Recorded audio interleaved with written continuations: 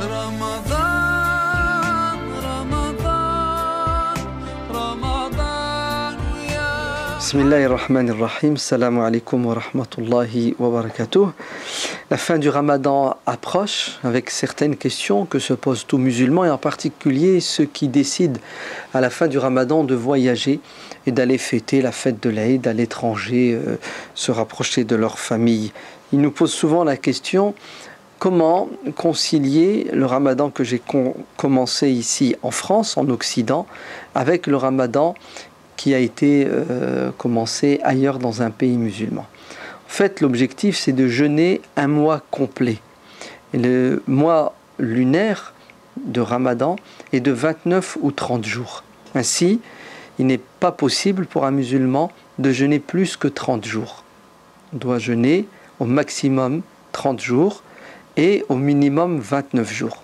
Donc celui qui aura commencé son mois de Ramadan en France et qui le terminera dans un pays musulman qui a commencé tardivement, un jour après, à cause du décalage, alors si dans ce pays-là, le mois sera de 30 jours et lui, il aura déjà jeûné, arrivé sur place 30 jours, le dernier jour, il devra rompre son jeûne, bien que les gens du pays dans lequel il est jeûnent, parce qu'il n'a pas le droit de jeûner 31 jours.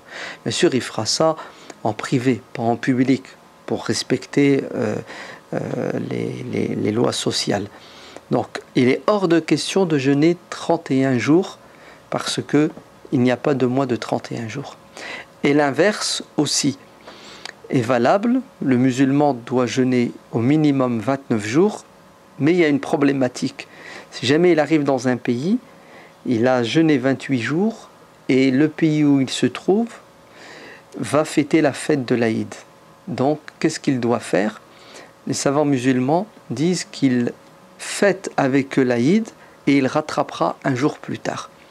D'ailleurs, le voyage est une dérogation en soi. Celui qui est en voyage a la possibilité de ne pas jeûner et de rattraper son jeûne par la suite.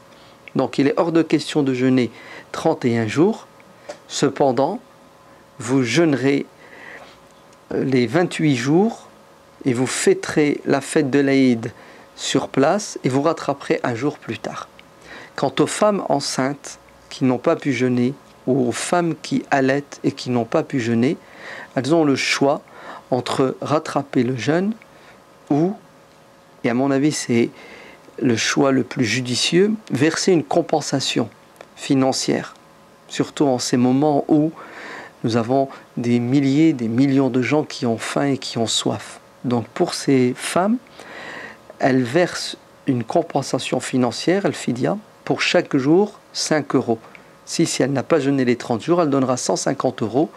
Par exemple, pour le peuple syrien qui meurt de faim, vous envoyez l'argent aux associations humanitaires syriennes, la Syrie libre, le nombre de jours qui correspond au Ramadan, soit 29 ou 30, on verra combien de jours on va jeûner.